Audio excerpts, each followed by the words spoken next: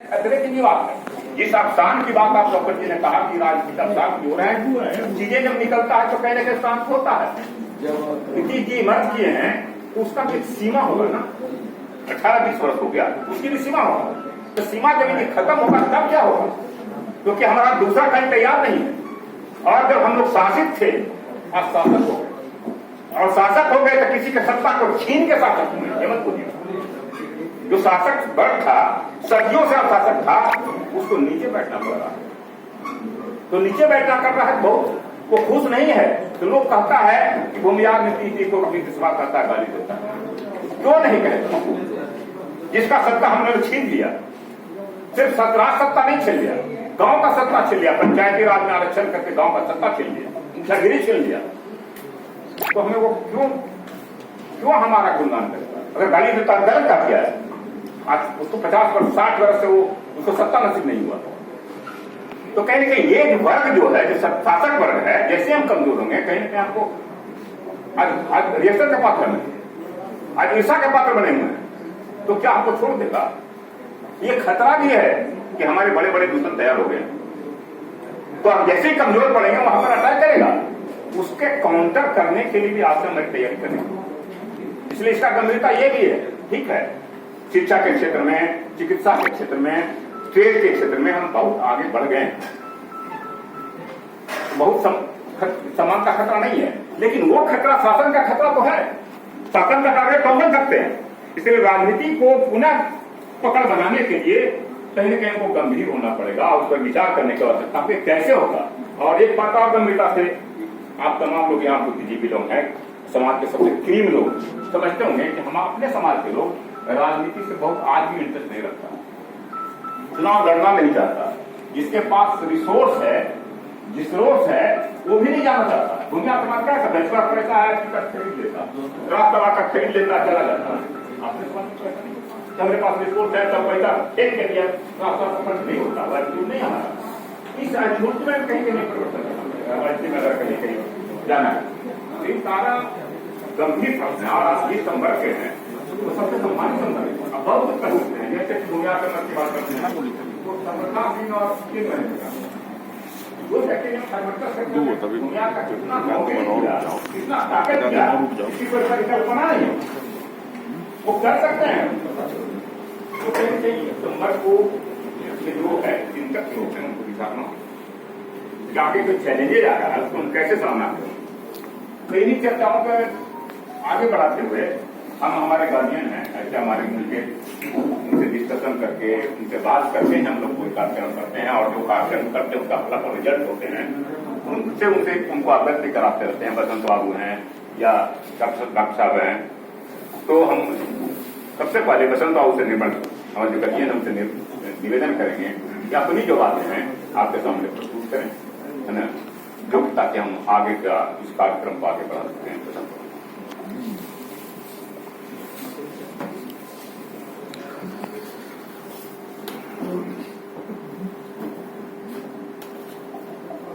अध्यक्ष जी एवं सभी साथीगण को डॉक्टर बसंत का नमस्कार।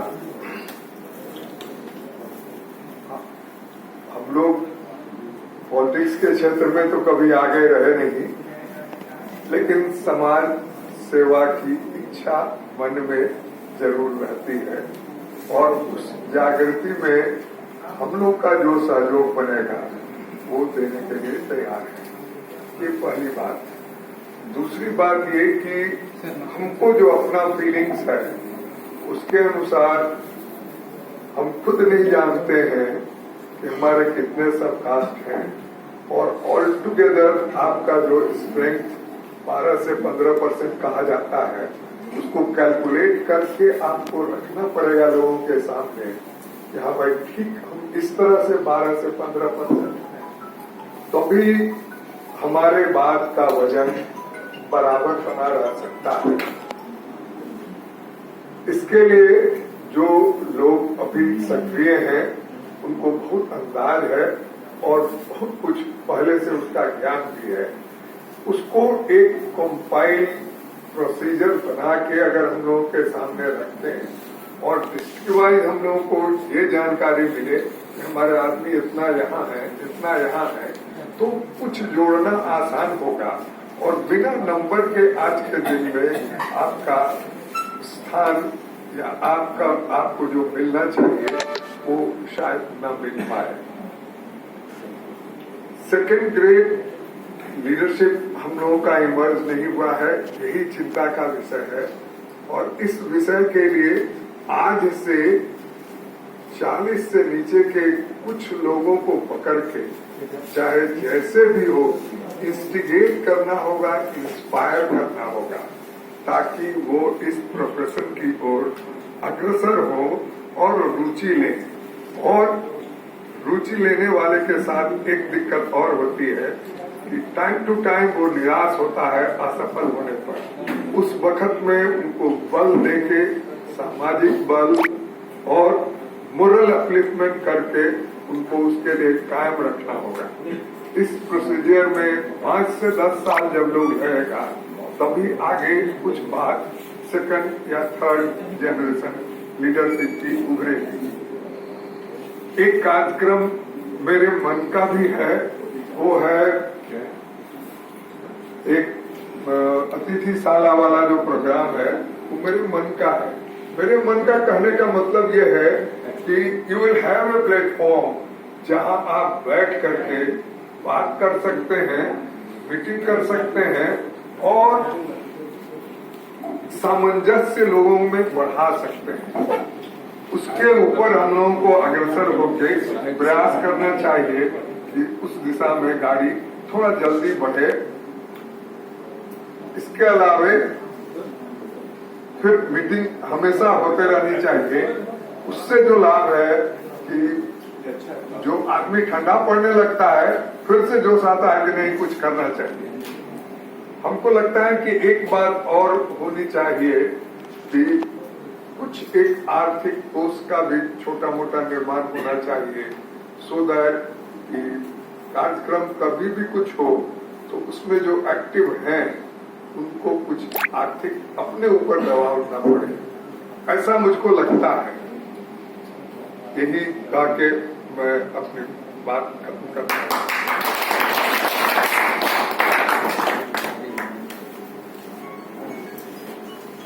धन्यवाद बसंत बाबू। जैसा मैंने कहा कि इनके मार्गदर्शन, इन लोगों के मार्गदर्शन के जैसे विचार करके हम आगे बढ़ते हैं, तो जो फाइनेंशियल बात भी कही, ये महसूस करते ही होंगे गार्जियन है और समझते हैं कि जो कार्यक्रम होता है तो ये बड़ा पक्ष है, इसको पर हम कहीं न कहीं इसको ध्यान में रखना होगा। अब हमारे बीच हैं और हम लोग से व्यक्तिगत मुझसे काफी दिनों से जुड़े हुए हैं, विद्यार्थी जीवन जुड़े हुए हैं और आपके संपर्क तो हैं ही। भाई संतोष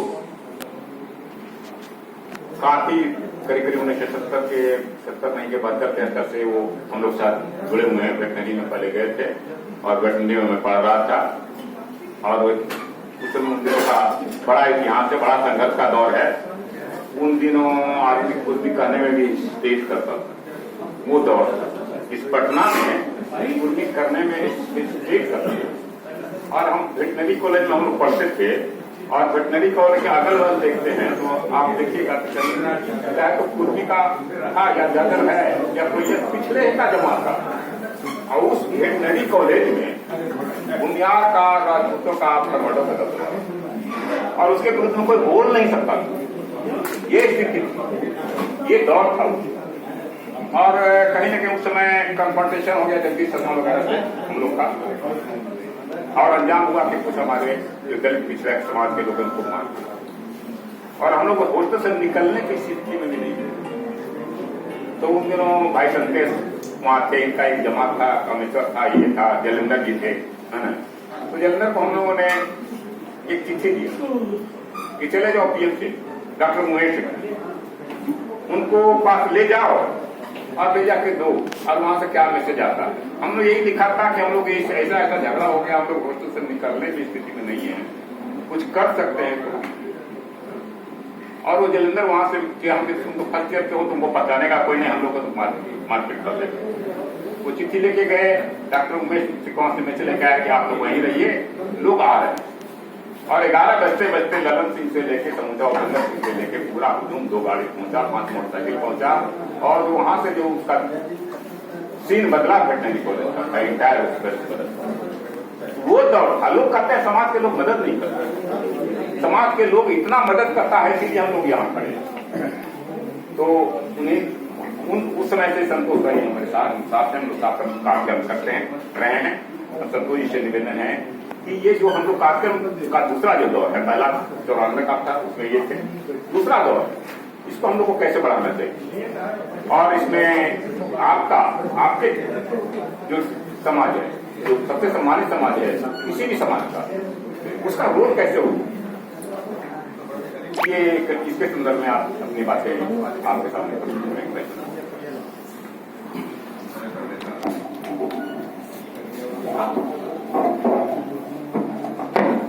आदरणीय अध्यक्ष महोदय, हमारे गार्जियन बसंत बाबू, अरविंद जी, डॉक्टर पीएस जी, रॉकेट जी, पुरी भाई, हमारे जो चिकित्सक वर्ग के हमारे कलीग हैं और जो चिकित्सा क्षेत्र में नहीं है, सभी को अभिनंदन करता हूँ। जितनी बातें थी वो रॉकेट जी ने, गिरीश जी ने, वो सारी बातें रखी है। कुछ चीज जो है मैं अपने स्तर से कहना चाहता हूँ कि आज हम महसूस करते हैं, एक तो हम लोगों को कहा जाता है कि आप सरकारी जात हैं, ऑफिस में रहते हैं लोग कहता है कि सरकारी जात हैं, और बेसिकली सरकारी जात होते हुए भी हम लोग सबसे ज्यादा सफर हैं। सारे लोग इसीलिए हम लोग को क्रश करते हैं कि सरकारी जात है, और हमारा कोई गॉड फादर नजर नहीं आता है, कोई मदद नहीं करता है। मैं तो खुद भुक्तभोगी हूं उसका।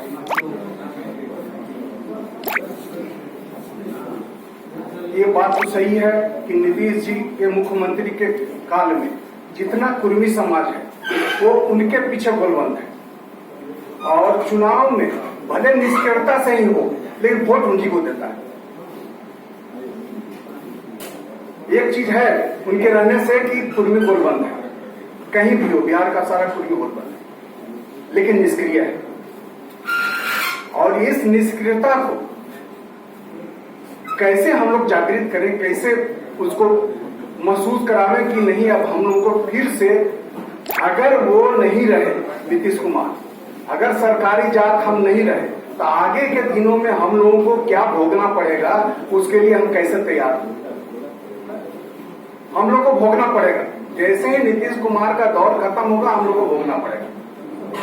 लोग हम लोग के पीछे अभी भी हाथ के पीछे पड़ा रहता है, तो आगे क्या होगा सो कहना बड़ा मुश्किल है। और जैसे कि दूसरे जगहों में, राजस्थान है, बहुत जगह पे करनी सेना एक बनी हुई है। अभी हाल में राजा भोज के नाम पे करनी सेना वालों ने हरियाणा या आसपास में, राजस्थान के आसपास में हंगामा किया, काफी पूरा करनी सेना खड़ा हो गया था। जबकि राजा भोज को कहा जाता है कि वो गुर्जर समाज के थे, लेकिन उसके बावजूद भी वो लड़ने के लिए तैयार हो गया, पूरा करनी सेना तैयार हो गया। तो हम लोग को उस तरह का एक सेना खड़ा करना होगा करनी सेना के रूप में।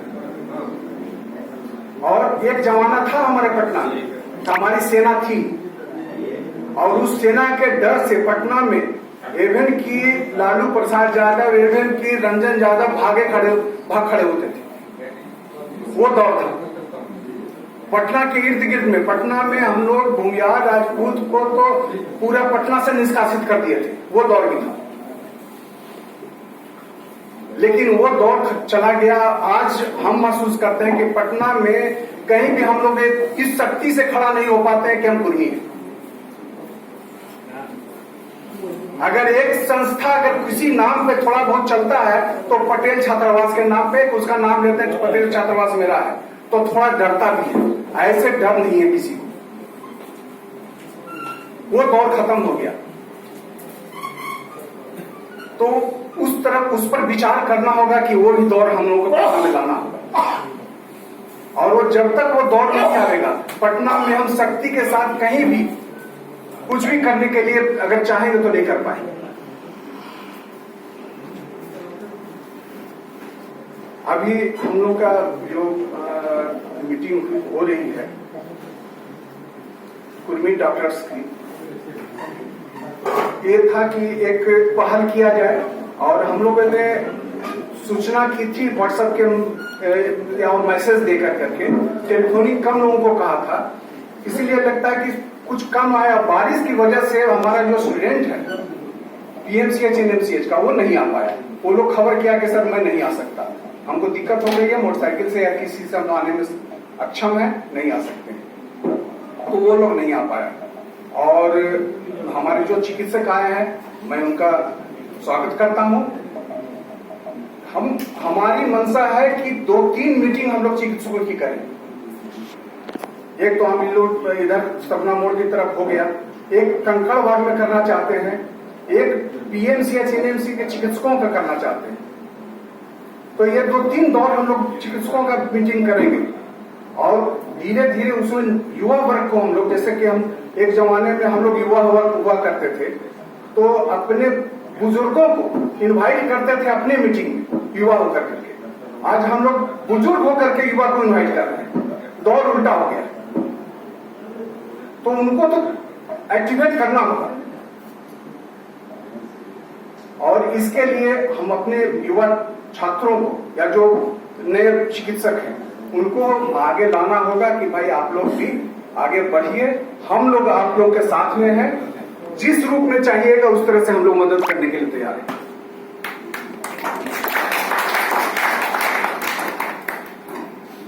अब हमारे गार्जियन बसंत बाबू ने जो चर्चा की कि एक यहाँ अतिथिशाला होना चाहिए, बहुत हम तो इस चीज को बहुत जमाने से सोच रहे थे, और सर कहे इनके मन में था कि बहुत अच्छी चीज है। अतिथिशाला सिर्फ पटना ही में नहीं, हमारे हर जिला में होना चाहिए।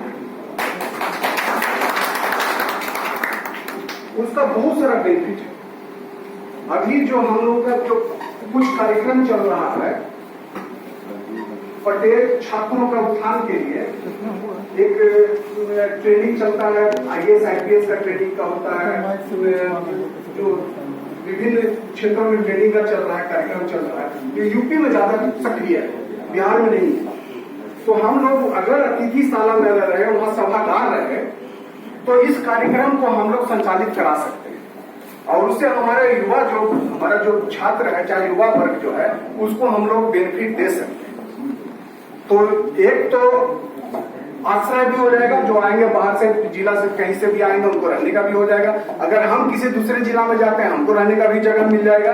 तो ये हर जिला में हो, एक्टिवेट करना होगा कि हर जिला में हम लोग अपना खड़ा करें अतिथिशाला।